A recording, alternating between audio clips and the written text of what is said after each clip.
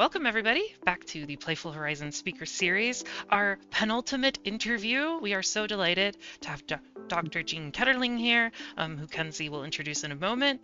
As a reminder, Playful Horizons speaker series is this, I don't know, it's kind of becoming a podcast. I don't really know what to call it.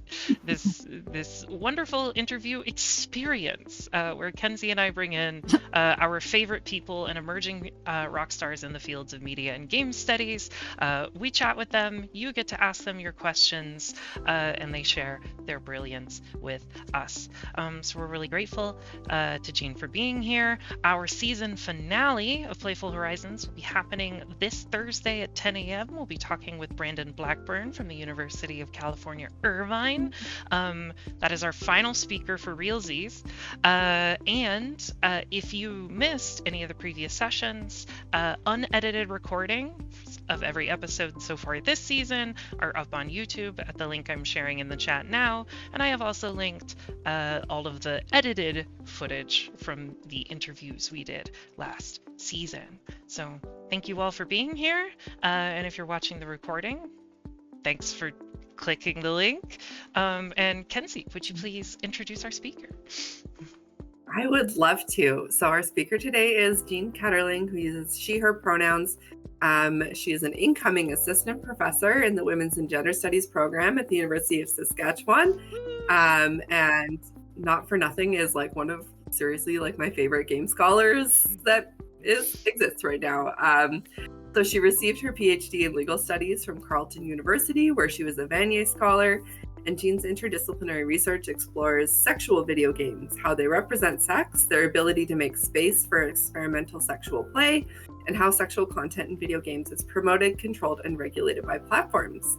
Her work on sex and games has recently appeared in Feminist Media Studies, Surveillance and Society, and the Bloomsbury Handbook of Sex and Sexuality in Game Studies. And she's also the communications officer for the Canadian Sexuality Studies Association. So welcome, Jean. We're so excited to have you. And to maybe, get us started, just tell us a little bit about yourself, your academic background, and what got you into studying media and games. Yeah, for sure. First of all, thank you so much for having me here. I'm really excited. And also, I've been watching the videos as you put them up, and I'm learning a lot from listening to my colleagues talk to you. So it's been really fun. I'm thrilled to be here. A viewership. This is so exciting. We have fans. Can we get a Patreon? I recommend it. No. You should. I support that. So my academic background, so I have my MA and my PhD in legal studies from Carleton University, which I think we'll talk about in a little while. But it is sort of the way I arrived in academia was from sexual and gender justice organizing. So I really fell in love with sexuality studies, specifically in my undergrad. It was like a hugely exciting sort of like mind-altering thing for me to take up. And so I did that in my undergrad. And then I spent 5 or 6 years working in a variety of like movement nonprofit spaces. So I was one of the co-coordinators for a sexual and gender justice center in Halifax, Nova Scotia. I did sex ed in rural Nova Scotia for a couple of years, which was really a great experience. It was one of my favorite sort of jobs that I had. And then I moved on to working at an international NGO doing sexual and reproductive health and justice work in like UN processes. So we worked on like the sustainable development goals and stuff like that. And so that I had a pretty wide range of experiences there, and I ended up like deeply burned out. And so I applied to grad school on a bit of a whim. I was living in Ottawa and I was like, anything would be better than this. And so I loved that work. It was like, it's hugely important to me, but I was really tired. And so I applied to grad school and landed in legal studies, working with my supervisor, Dr. Amni Khan. And I just like fell in love with the program and with the research that was happening and all of that.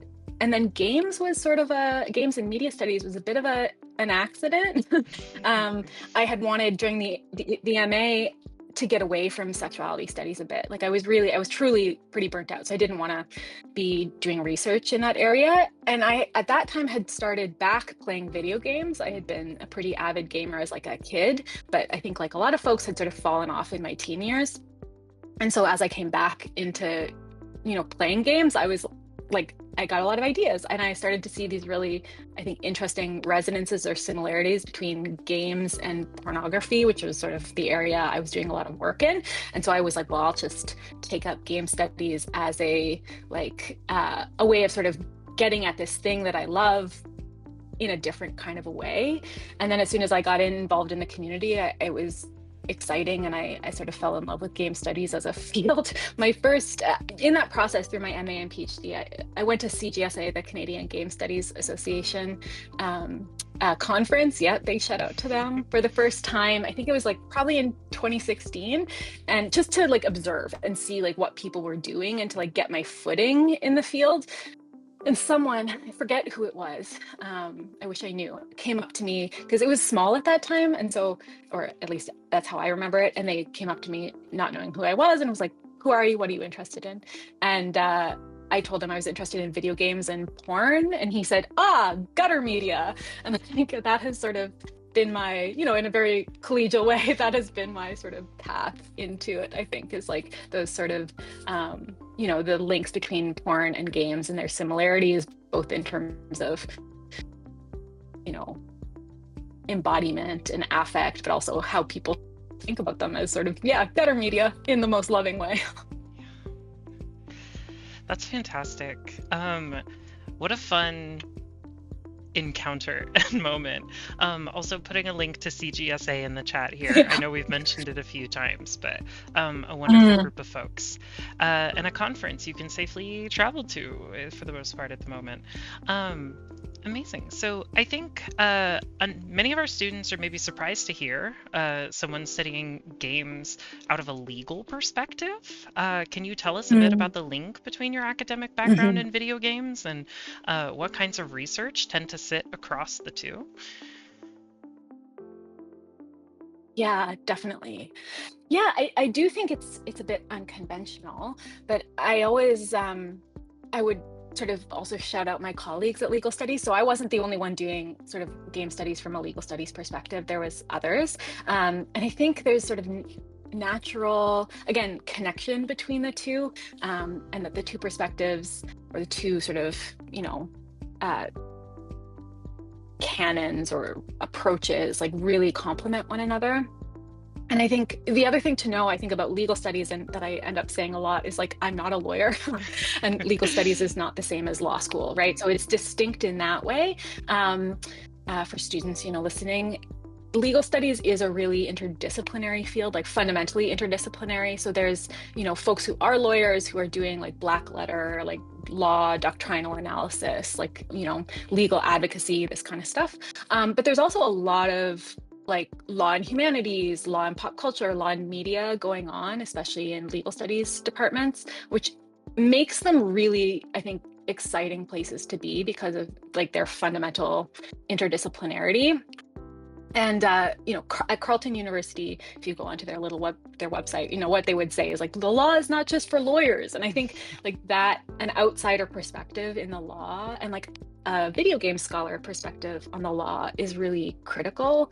And I think for me, like law or legal studies was always a way of looking at rules and power, right? It's for me, at least, its real value. It's like centrally concerned with the formal and informal rules that govern our lives. And in the case of sex, right, like the disciplining forces and the sort of incentives that shape what's possible for us sexually, and how we imagine what sex is, right, in a lot of ways, and the political importance of that imagination.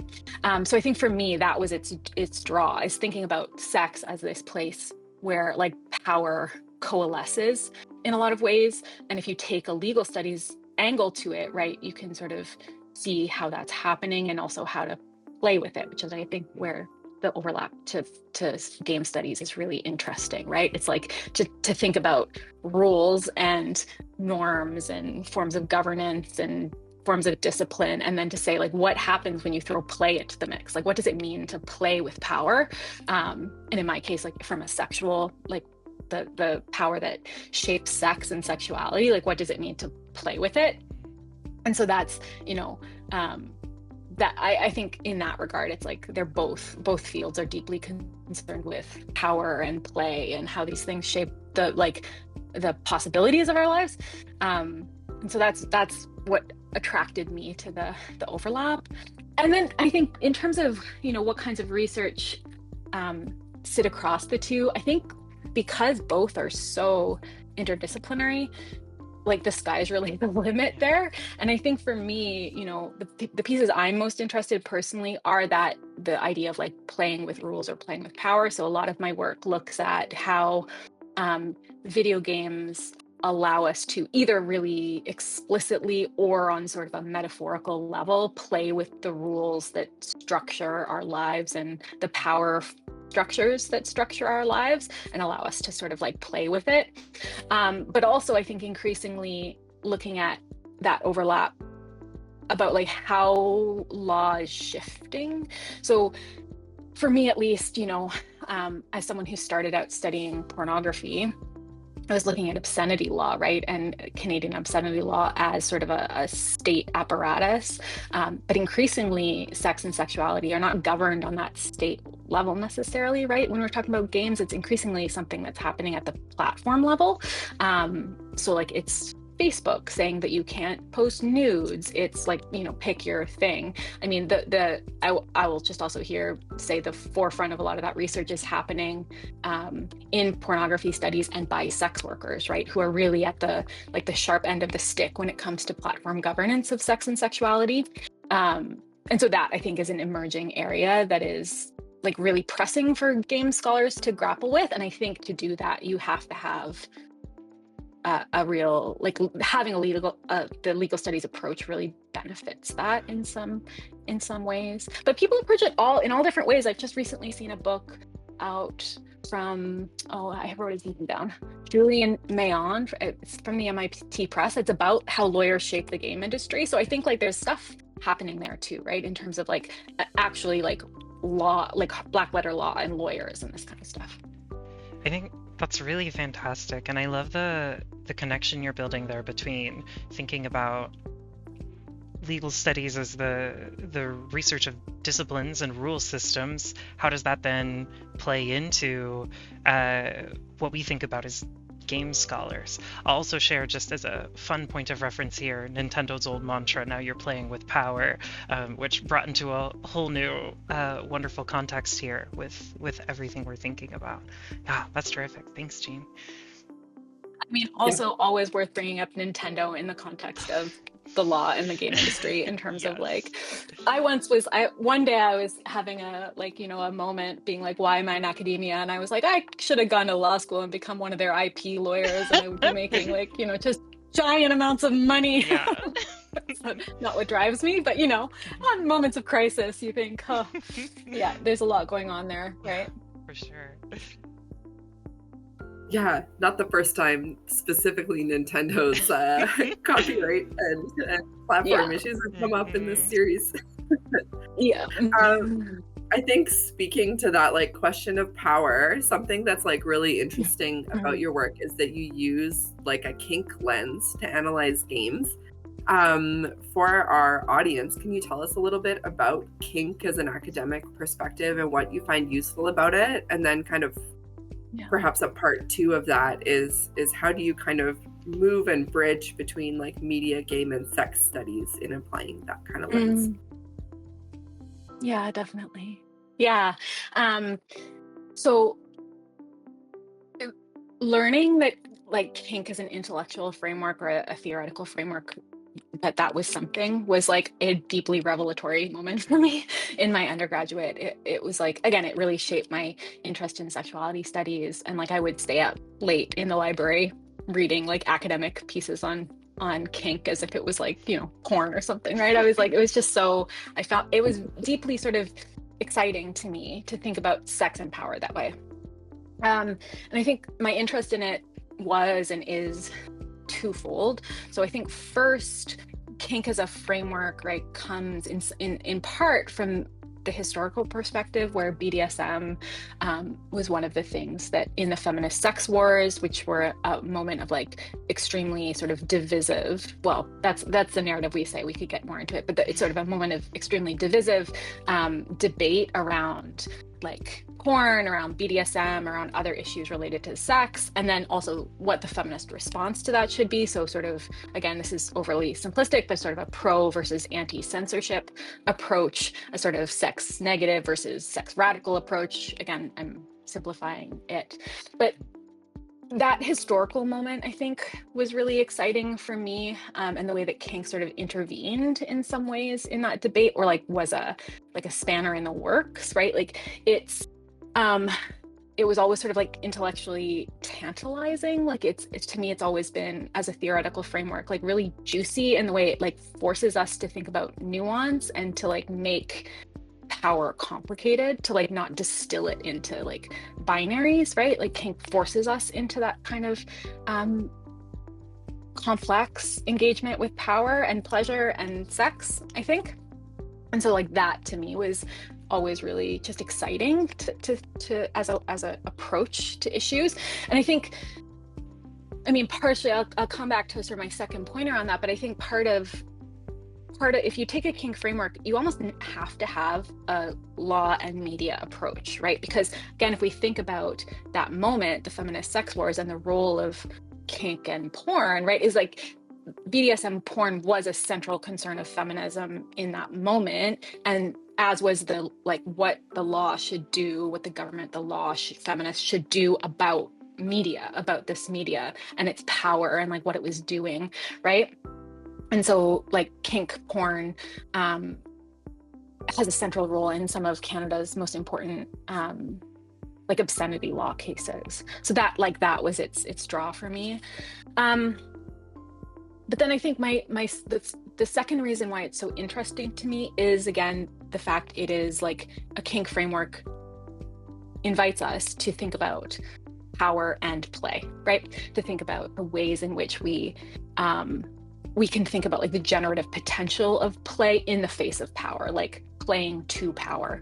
And when I say like that it's generative as a framework, I don't mean, I mean that in like a neutral way. Like it's generative in that like this framework helps us see the way that playing with power can like produce negative outcomes, as well as like emancipatory, transformative potential, that play isn't necessarily inherently good, but that it's doing something. It's like a form of, it's a becoming, to draw on that other theoretical framework that we don't have to get into, but you know, like it's doing something interesting. It's making something possible.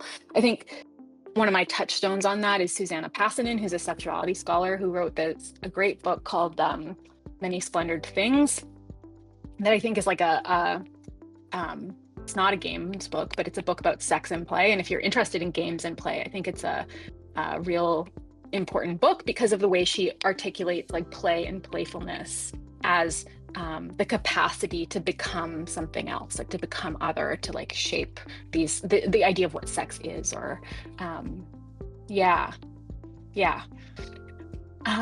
then the second part of your question was about how I move between them, between media, game, and sex studies. And like my answer to that is never good, because to me it feels pretty natural. Like I don't know how to do the work without doing that, and so I think it has always been interdisciplinary, and so I struggle to like name that when people ask me about it.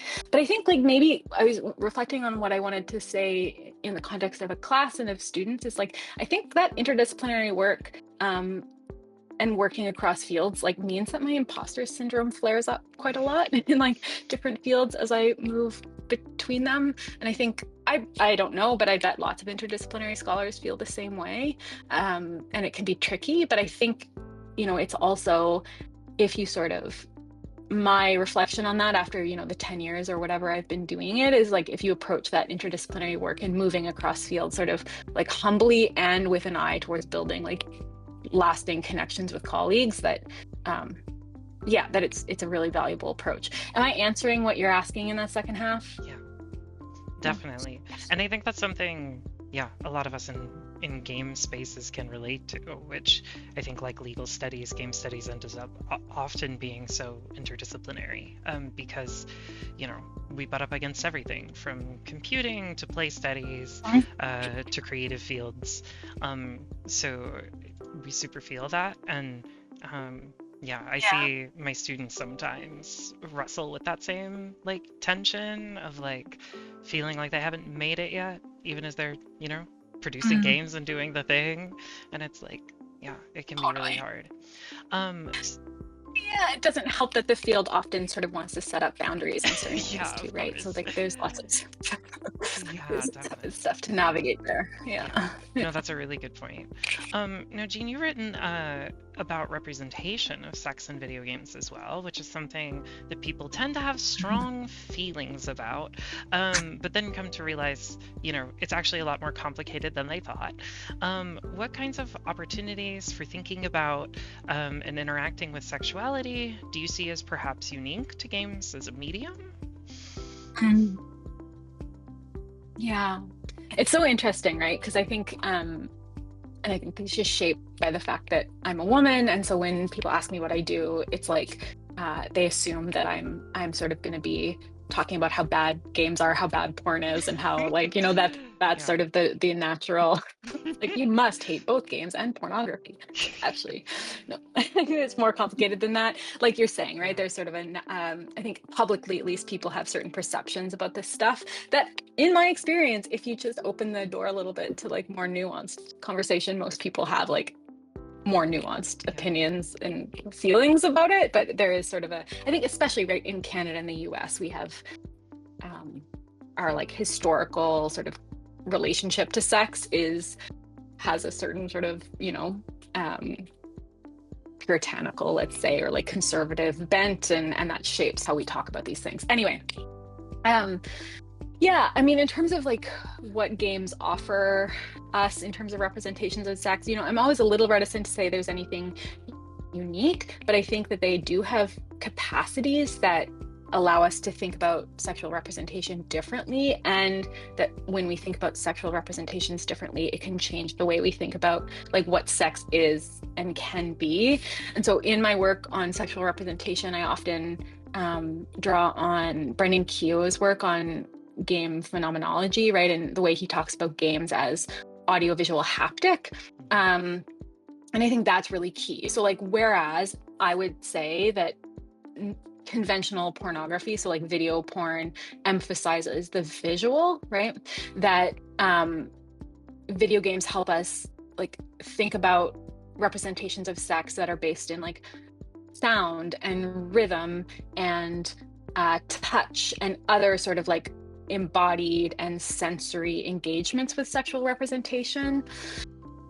And it's not that those don't exist in like conventional pornography, right? They do. There's like a growing body of research on sound in video porn, but those scholars, I think, would recognize that, or do recognize that that aspect of pornography tends to be understudied or underemphasized. And I think what's interesting is that games, especially my work is largely on indie games, that are never going to be like they're never going to be as like visually like graphically, you know, perfect as a piece of video porn, right? It's just not going to have that. It's not going to currently, not its thing. And, you know, that we could talk about ways you might do that, et cetera, but generally speaking, right, people have technical limitations in that regard. And so what it does is that it means that indie developers are exploring representing sex in different ways, right? Through sound, through texture, through touch, through all these other sort of sensorial engagements.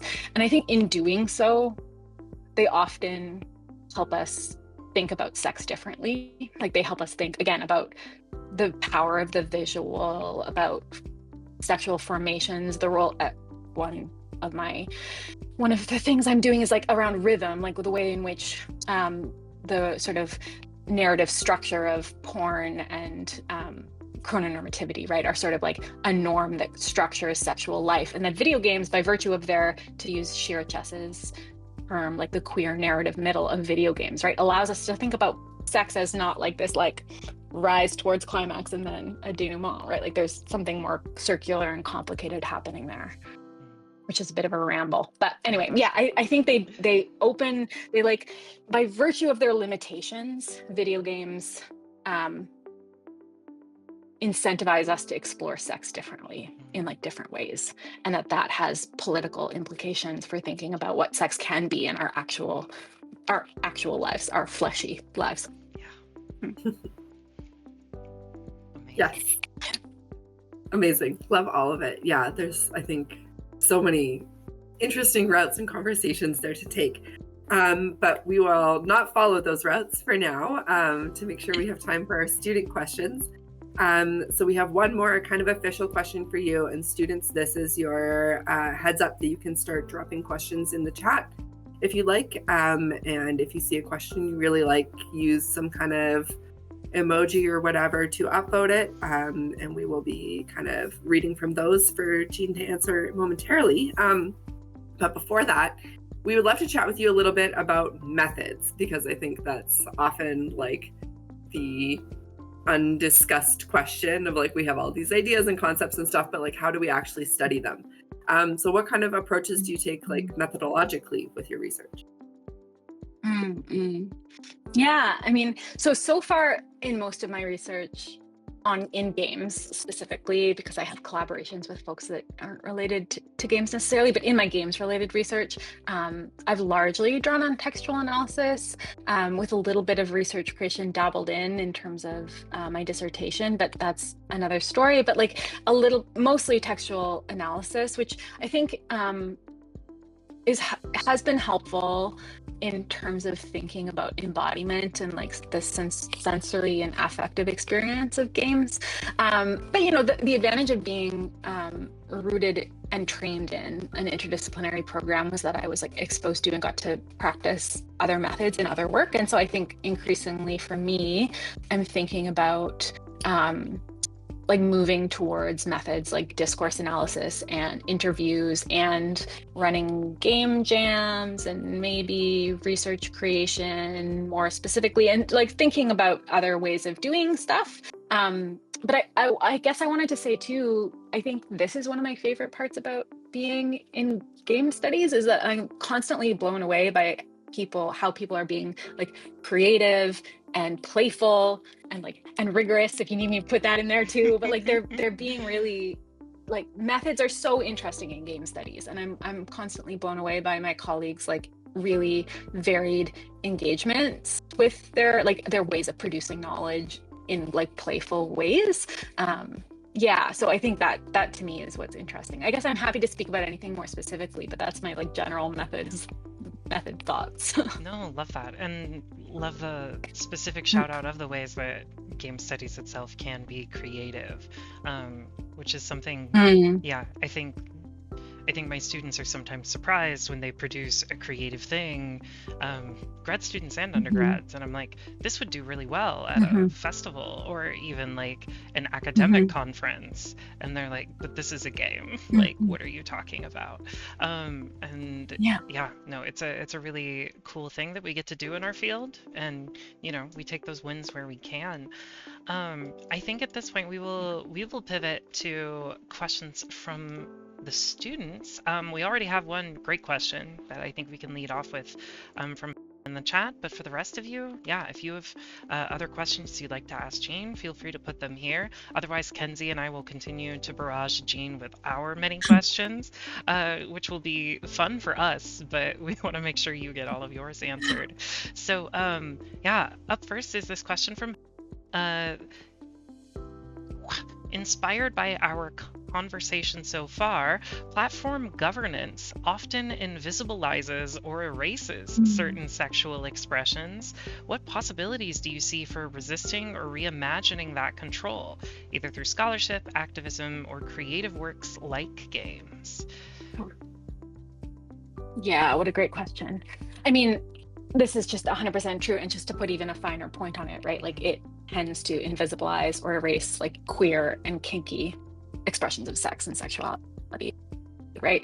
Which I think a couple of things I would say to that is that, one, that's not new in terms of it's not just platform governance does it in particular ways, but in Canada, when the obscenity law cases were coming through, right? And feminists were really centrally involved in that. So like LEAF, the Legal Education and Action Fund. I'm not going to remember. Anyway, I can send it to you. But LEAF is like a feminist legal advocacy group. Like advocating for censorship effectively along feminist lines. And then there was one case that went through, and then in the subsequent case called Little Sisters, there we go, thank you.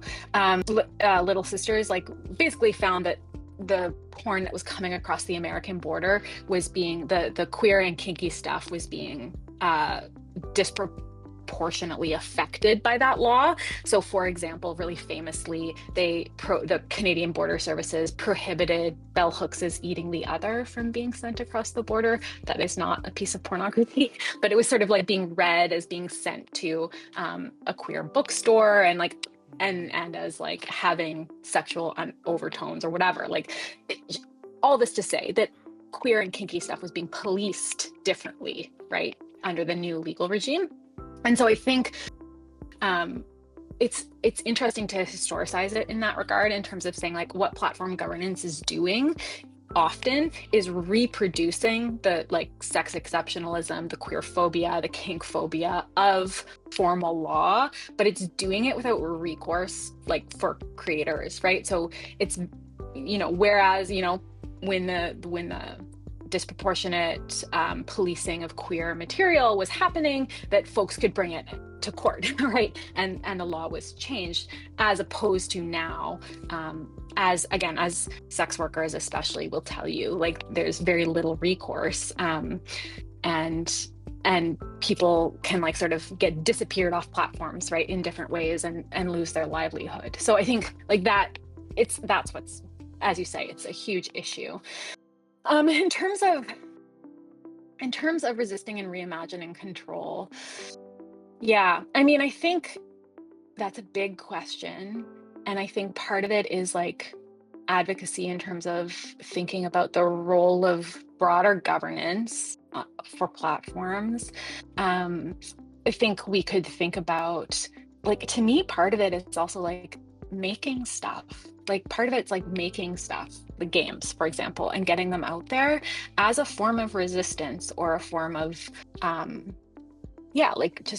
just insistence on the importance of sex and sexuality in these spaces, right? And so I think those are my two things that I would point out here.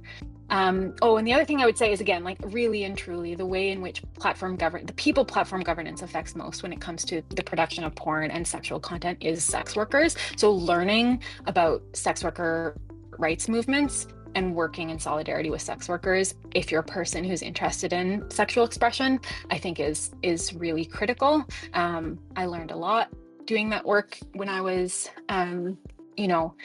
doing my advocacy work, and I continue to learn huge amounts from the sex worker community. That's wonderful. And I think it's really important to be thinking about the historicization here. And I will just shout out, because I have to and it's my job.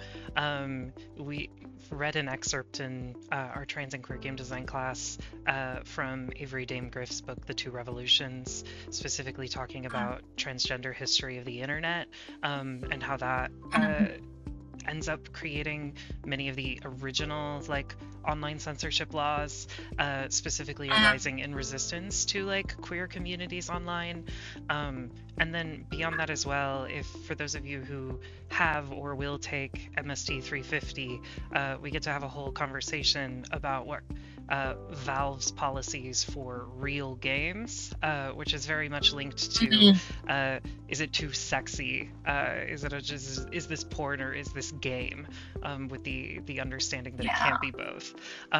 So some fun conversations that all of us will be very pertinent to. You made me think it's worth shouting out Robert Yang here, right, who has talked like explicitly at multiple points about how his games are disproportionately affected by these platform governance regimes. And also by the way that when, again, it sort of blipped up in the news, but when Game Jolt decided to remove all pornographic content, the fact that a lot of queer, like non-sexual queer games also got caught up in that like dragnet, right? So again, like two, as you're saying, two examples in which these things get caught up and reproduced over and over and over again. Yeah. It's fantastic. We do play the Tea Room and Heard Me Plenty in my trans and queer game class. Yeah. Anyway, perfect shout out. Excellent. Perfect. Okay, so we have another question that's a little bit open-ended. You can just, the question is, what are some significant findings from your research so far with a particular interest in haptics and their relationship to sexual video games? But this is just your opportunity to say, like, what's your favorite recent thing you found, I think. Yeah, no, that's a great question. Yeah, haptics is so interesting, and speaking of like can be such a like technically deep field, right? So I'm engaging in it in the like drawing on folks like Aubrey Annabelle and others who are thinking about sort of touch in like relational circuitous sort of like that kind of stuff. So in terms of my research on touch, like I'm also reworking this chapter right now, but what I'm trying to demonstrate, I think, is that often these games, like especially like touchscreen mobile games that we think of as not very sexy. In the chapter I'm working on this, I use a game called Clit Me. That's like an educational game that has you sort of like stroke and poke and pinch a little cartoon like clitoris with like the full structure, crura, and all this kind of stuff. So it's sort of educational, it's sort of goofy. I think it like, it's sort of embarrassing to call it like arousing in any meaningful way. But so part of what I'm trying to talk about when I talk about haptics and these types of games is to say like their sexual pornographic potential is less about the game and more about our entanglement with the device. So the fact that we are like that the cell phone is something that we use to sext and that we cradle next to us and we use to cruise or we sleep next to it or whatever, it's like wrapped up in sexual memory and intimacy in various ways, and that like gives these games, even though they're simple, like some affective intensity or spark.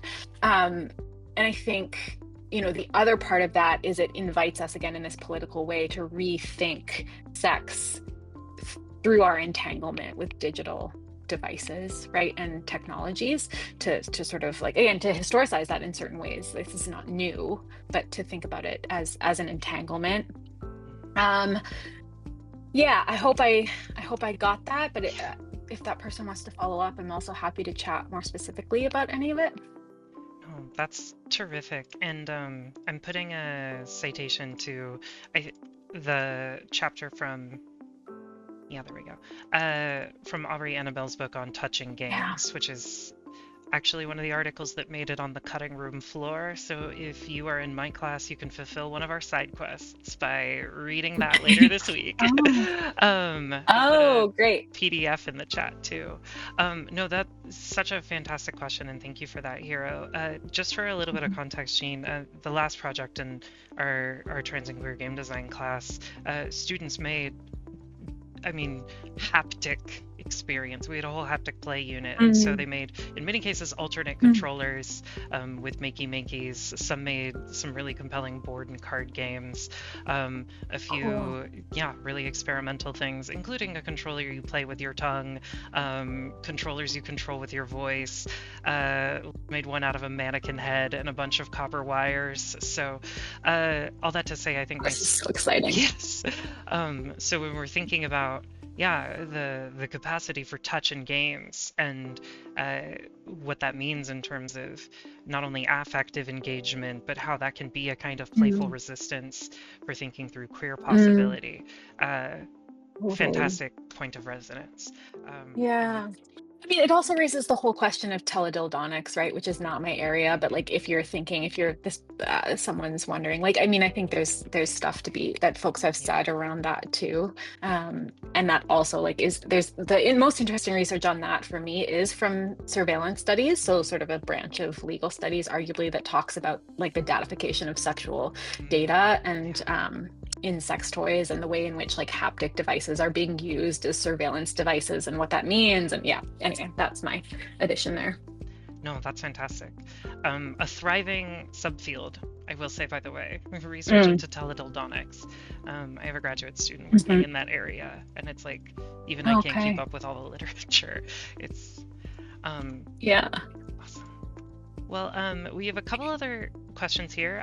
Here's a one from do you have any articles you recommend that go a bit more into your research, or research that's in a similar vein? I'm taking this to be sort of a question that's like both if they want to follow up on your work, and maybe a good like primer for where to start in like sex and game or sex and media studies. Oh no. See, I'm so bad at this question. I will send you stuff, I think, is part of it. Yeah. So in terms of my work, I mean, the feminist media studies piece, which is about GTA 5, with a content note which is going to speak to question, I think, a content note in terms of rape there and feminist engagements with that. But yeah, so I think that is maybe a good place to start, because it speaks to, again, my engagement with kink as a theory, and sort of different approaching a single text with like different feminist perspectives. But in terms of like, so actually here, what I would recommend is that there's the new collection. It's very expensive, so you might not want to buy it, but your library would love to acquire it, I'm sure, which is the Bloomsbury Handbook of Sex. I'm going to get the name wrong, Sex and Sexuality in Game Studies. It's just come out recently, and it's full of people who are engaging with sex in games in different ways. And I'm really excited about it, because I think it represents, I think, an important sort of moment in the field. One of the editors had previously edited another collection called Rated M for Mature, and it's a great. Both those books, I think, are a good starting point in terms of getting like a full breadth of how people are thinking about stuff. And we do have U of A library access for that book. I requested it many times.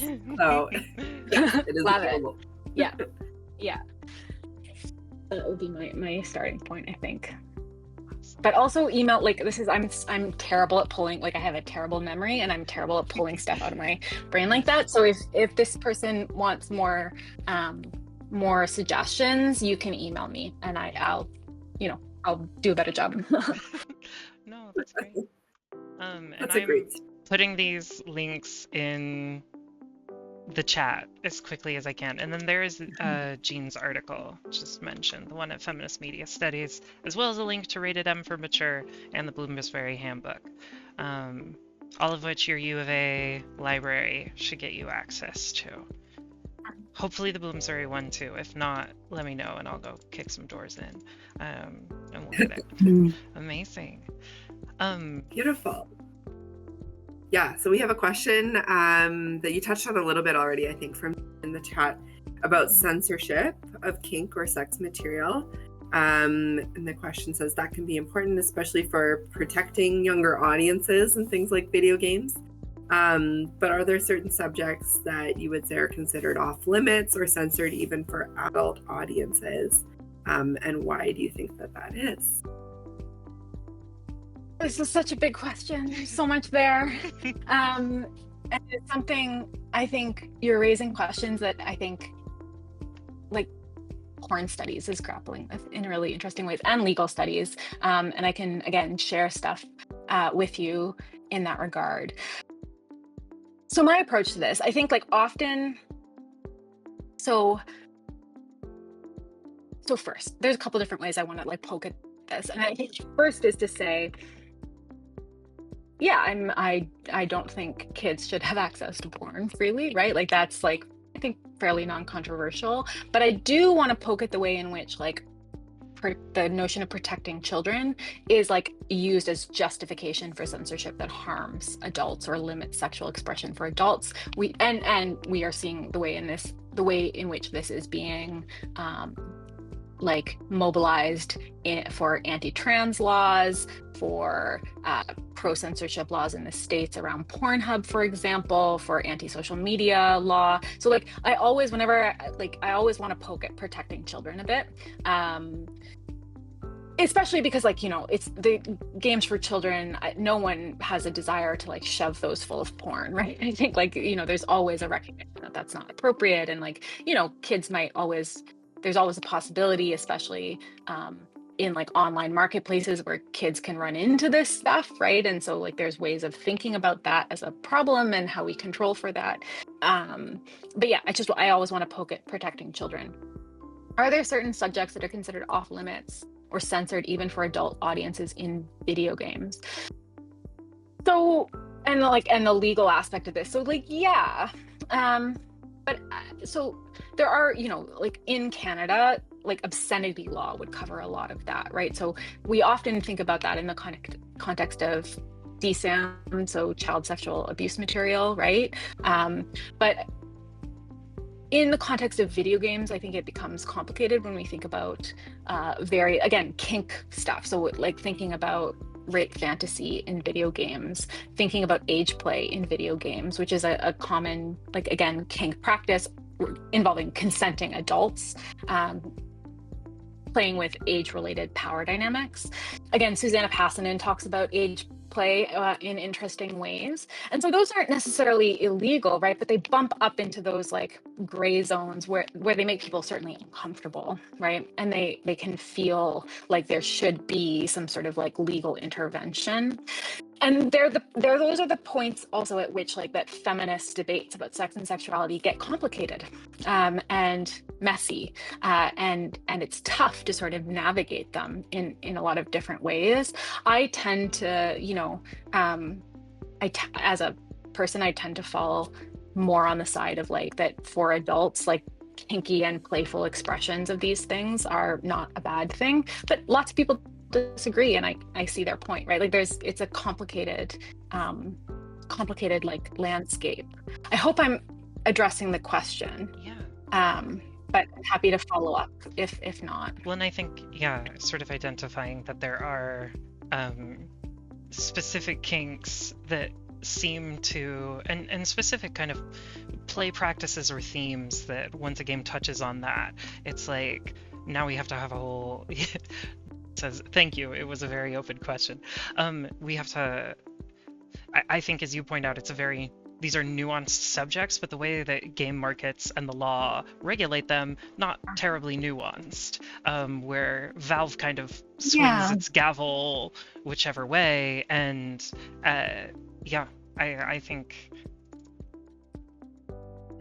that's right. And like, thanks for raising that, because that's what I also wanted to say. Like, do you know why that would be censored? I mean, I think it's just like you're saying, it's just not even, it's just because like the sort of market pressure of hosting like a game that involves like controversial kink is like not worth it for companies, right? So it's like, it's not so much about the complex legal framing of those questions as it is, like you're saying, I think about it's just not worth it for them from a like branding, marketing like standpoint. They don't want that controversy, which then again raises the question about like, if you want to make games about those topics and like about those forms of sexual expression and here again I'm talking about like consensual kink, right? Like the ways in which where do you have a home for those games, and how do we sort of how are you thinking about it?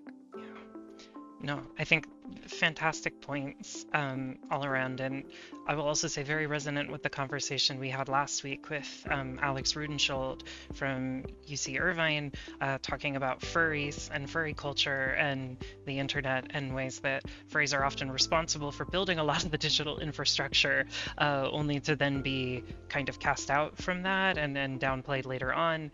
Very similar when we think about video game cultures, where Bethesda has a reputation for being creating, creating games that modders love. But one has to acknowledge that Bethesda games have also been widely used for distribution of porn games and mini games and animations and everything, and that porn creators are often like at the forefront of modding communities. There's a big tendency to kind of downplay all of that in our histories of critical modding and intervention into mainstream gaming.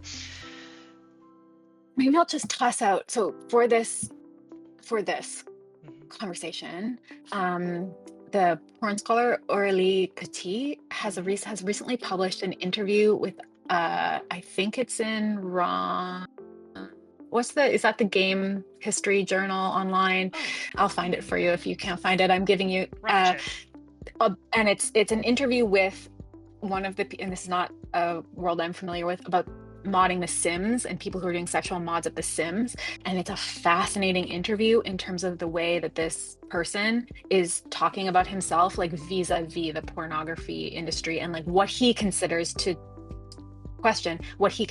be unacceptable and acceptable. So again, he's not a legal actor, right? But he is, because he's controlling this, platform and this modding community in some way. Again, it's not my area, I'm not sure how, but he's controlling this to a certain extent and sort of deeming what's acceptable and not. And therefore he's like doing these forms of interpretation around like, well, I think he brings up bestiality because people always do. So he's sort of like, this isn't acceptable, but like, then how, like, what about kinky, like whatever, again, it's an interesting interview. Yeah, no, that's fantastic. And also open access. So I've linked it here. RomChip is a fantastic journal. Okay, apologies for sidetracking us. I do want to get to these next couple of questions, and folks, because we do have several, be sure to upvote the ones you're also curious about. We have a question here from, has the myth of porn addiction come up at all in your research? Have you noticed it being more or less common in discussions of interactive versus fixed media porn? And I think given that video game addiction is also such a big myth, I'd be really curious to know if there's an overlap there. Yeah, so it hasn't come up a lot other than like it's present. And I think partly because I find it to be such a frustrating thing, right? And again, this is not my area of expertise, but my understanding of that research is increasingly like that porn addiction maps onto like religiosity quite closely, right, as well. So like if you are a person who's uncomfortable or has strong notions of sexual morality, you're like more likely to sort of see yourself as having an addiction, even if you're not viewing porn as much as a person who doesn't, et cetera, et cetera. But again, that's really not my area, but that's my understanding of how that's sort of shaped up in the last couple of years. But yeah, as you said, I think in terms of interactive versus fixed, like, I think the risk, like the way that people talk about the risk of sex or sexy video games is interesting. I have, as part of my research, looked into the ways in which, for example, there's been these like media panics that come and go around birth rate. So this idea that people who are playing video games are increasingly not wanting to have children. Well, that's the claim, which there's no evidence for as far as I know. But the idea, right, that like this being so wrapped up in games in the same way that you're wrapped up in porn, that there is that is going to like cause the collapse of civilization. Again, to make it explicit that those sorts of panics around birth rate are like fascist move, right? We're seeing that happen right now. Like that's that is like something to like raise a red flag about. But yeah, I think those are my thoughts on that, which are piecemeal, but there's some ideas. You hear that, gang? We can collapse civilization by playing too much video games. Don't threaten me with a good time. Do it. All right. Amazing. Well, we have 2 questions left. We might have time for both. We should at least have time for one. Kenzie, do you wanna pick between the 2? Sure. No pressure. Because I think you touched on this a little bit. This idea of like the discomfort that people have depending on their worldview and perhaps their like religious background on talking about porn and sex in media. Are there ways that you kind of find like an inlet into these conversations that people are more open to? I love, yeah, and both these questions I think sort of speak to one another, right? Mm-hmm. I mean, like, my approach, I think, has always been shaped by the fact I did sex ed, right? And so I was getting up in front of classes of like rural 7th graders with my wooden penis and showing them how to put a condom on it, right? And it's like, you know, that was intimidating.